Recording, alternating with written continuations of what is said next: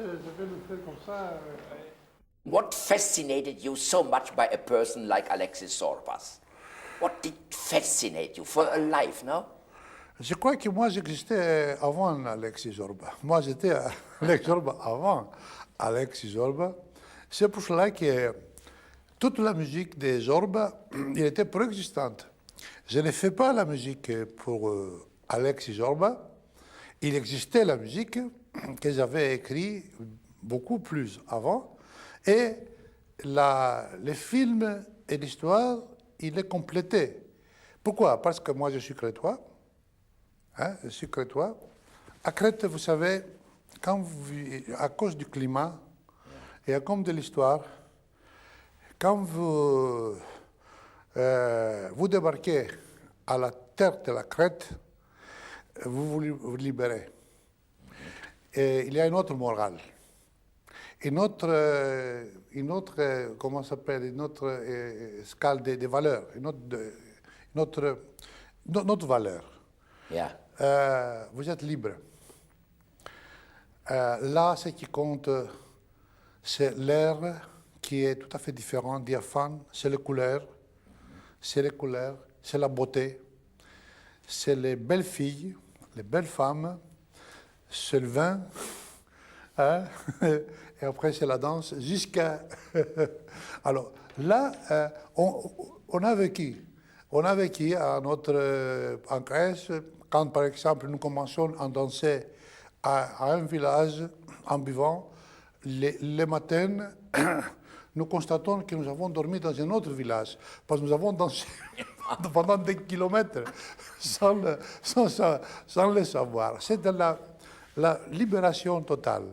Et je crois que c'est cet esprit, il a pris Kazantzakis, qu'il a mis dans son livre, c'est-à-dire que moi je ne suis pas tout à fait d'accord, parce que quand même on ne peut pas danser et boire dans toute sa vie. Il faut avoir un équilibre, parce que si l'esprit, le travail, tout ça, il joue un grand rôle, autrement on serait comme les oiseaux. Mais quand même c'est un rêve surtout pour les gens comme en Allemagne, en France, qui travaillent beaucoup tous les jours sans soleil, alors c'est une fuite. Mais ça, c'est un rêve. C'est un côté de vous-même et de moi-même, c'est ça. You did so much for decades, you did so much for your country. Why do you live in Paris again? Le pays, c'est une idée. Moi, mon pays, c'est une idée qu'on a à l'intérieur de nous-mêmes. Yeah. J'ai vécu en Grèce, je me suis élevé en Grèce, j'ai lutté en Grèce, mais après, il y avait un décalage de l'idée que j'avais dans ma tête pour mon pays et ce qui s'est passé autour de moi. Alors, donc, quand je suis allé pour la première fois à Paris, en 1954, pour étudier au Conservatoire de Paris, à ce moment-là, j'ai commencé à découvrir une autre Grèce. Je crois que c'était la vraie Grèce. J'ai idéalisé mon pays dans ma tête. J'ai même découvert la musique populaire, la musique folklorique grecque à Paris. De Paris, et tous mes chansons qui sont chantées en Grèce, je l'écris à Paris. C'est-à-dire, avec la distance, j'étais... From what age do you know I have to become a composer? Je ne savais pas qu'est-ce qui signifie le métier de compositeur, parce qu'on a vécu dans une petite ville, n'est-ce pas? Et après, quand j'ai eu des premiers disques, je me rappelle, j'ai un disque des concerts pour deux violons de Bach. J'avais aussi de Bellini, de Norma, de traductions. Après, j'ai vu un film dans le cinéma, qu'il y avait beaucoup de films allemands, qui était très bon. C'était un film allemand, à ce moment-là, musical. Zara Leander, vous voyez, Zara Leander, oui. Mais il y avait beaucoup par exemple, il y avait les Trois Amours de Schubert, par exemple. Des films romancés avec la musique de Schubert, de Beethoven, etc. C'est très bon, évidemment en opérette, etc. Et là, un jour, c'était le finale de la 9e symphonie de Beethoven. C'était quelque chose d'extraordinaire. Il m'a frappé. Il m'a frappé. Moi, j'étais quelqu'un que je voulais étudier les mathématiques pour aller architecte. Et j'étais dans les mathématiques. Et quand là, il m'a frappé, j'étais tellement malade. J'avais la fièvre, j'étais malade. Il m'a dit, mon père, mais qu'est-ce que tu as? J'ai dit, je ne veux pas continuer les mathématiques, je vais faire ça. Alors, qu'est-ce que ça? C'est la composition. Alors, donc, il est allé à Athènes, il a pris tous les livres théoriques de la musique théorique, l'harmonie, etc. J'ai commencé à lire moi-même, tout seul. Après, j'ai trouvé un professeur, toujours à Tripoli, c'est le centre de Péloponnèse. Et à 42, il a montré mes premières compositions. J'ai commencé à composer. Un jour, j'ai dit à mon père, écoutez, ça c'était une pièce de Schumann. Je jouais. Maintenant, je vais vous jouer une pièce de moi. Alors, il m'a dit, mon père, mais le tien, c'est mieux. Thank you so much that you gave an explanation of your whole music life. You criticize Arnold Schoenberg. In which direction should modern music should be developed or should develop? Schoenberg, il était à la fin d'une énorme évolution musicale. Aux racines de Schoenberg, il y avait Telemann, il y avait Buxtehude, il y avait Bach, et après c'était Mozart, Beethoven.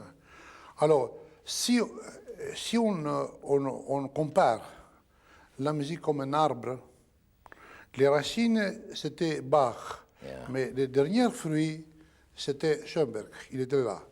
Alors, donc, pour Schoenberg, il a écrit la musique mélodique. Il a écrit une sérénate qui était de style Brahms. Il a prouvé qu'il était un grand compositeur.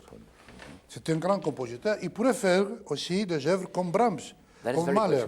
Mais lui, il a dit que si je fais la même chose, je vais répéter. Il faut aller plus loin.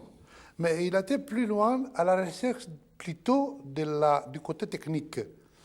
Il voulait avancer les côtés techniques de la musique, des contrepoints, et surtout, lui, il a libéré le despotisme de la tonalité. Il a dit, il y a un roi qui s'appelle le tonal, non, pas le roi. Ça, c'est la démocratisation de la... Alors, dit 12 tons égales. Alors, donc, il a ouvert la voie à la nouvelle harmonie. Tous les sons étaient valables.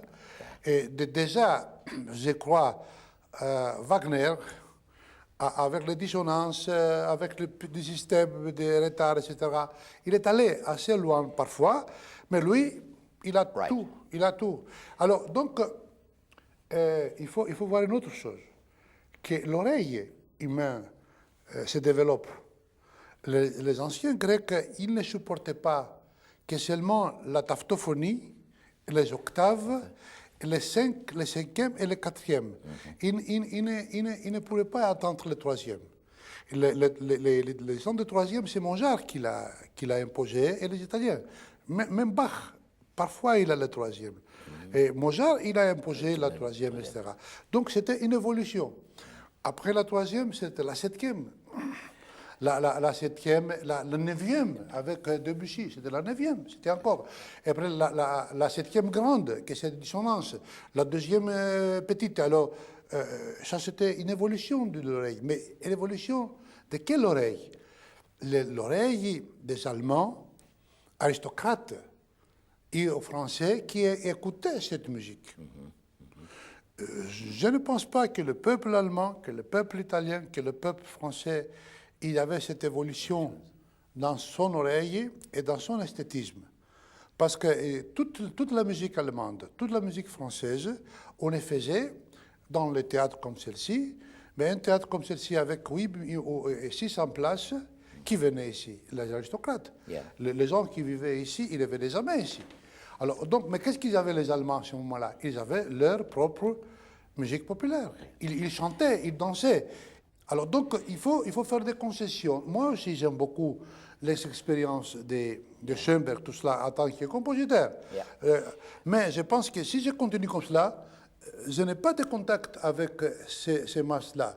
Alors, j'ai fait les pas vers eux et je voulais qu'eux viennent vers moi. Donc, Zorba, par exemple, c'était au milieu de tout cela. C'est la musique populaire travaillée.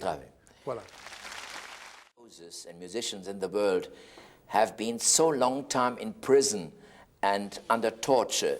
Excuse me the question. Did this influence your music? Oh, yes. I think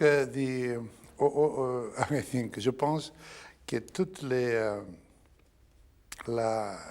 péripéties personnelles qu'on peut avoir, mais pas seulement les péripéties, les sentiments forts que vous pouvez avoir, la grande déception, le grand amour, n'est-ce pas, et les grandes tragédies personnelles, nationales, sociales, une influence.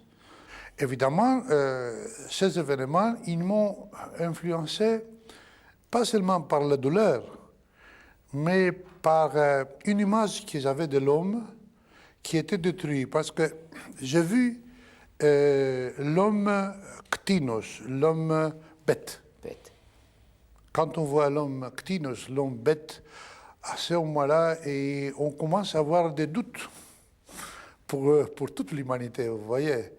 Et évidemment, à ce moment-là, il vient l'autre pensée qui se dit, voilà, les bêtes sont une exception, il y a les bons, mais où sont les bons? On voit qu'une fois qu'un vague de violence, il est passé, comme la Deuxième Guerre mondiale, c'est une grande vague de violence qui est passée, que maintenant on voit surgir une autre vague de violence. Alors, donc, moi, comme j'ai le privilège d'être maintenant 10 ans à peu près avec le texte d'Euripide, de Sophocle, parce que j'ai fait des opéras, des tragédies. Alors, j'ai vu que ces gens-là, ils ont tout vu. Sophocle, il dit que de tous les bêtes, le pire, c'est l'homme. Alors, donc, je suis d'accord. But I'm very, very impressed that you can speak in this way after all that what you had to suffer. I once read in a newspaper, I don't know whether it's right, it's not all right what is written in newspapers. You said, I could suffer all these things because I knew there will be the day of revenge. The day of revenge. Is music stronger than hate? Yes. Peut-être parce que je suis crétois. Vous savez que nous, à Crète, comme à Corse, comme à Sicile, nous avons la vedetta. Yeah. La vedetta. I know what it means. Vedetta, à moi, la vedetta, c'est tout à fait intellectuel. Mais je crois, c'est un besoin de la justice. La justice, c'est un besoin humain. Yeah. C'est un besoin humain. Quand il n'y a pas de justice, alors à ce moment-là, il y a bouleversement, il y a renversement. Comment vivre si on n'espère pas qu'un jour les bêtes, les ktinos, ils seront punis et les gens qui ont souffert, les gens qui sont sacrifiés pour la liberté, pour les grands idéaux, les gens qui ont créé les œuvres artistiques qui ne seront pas vénérés. Comment vivre?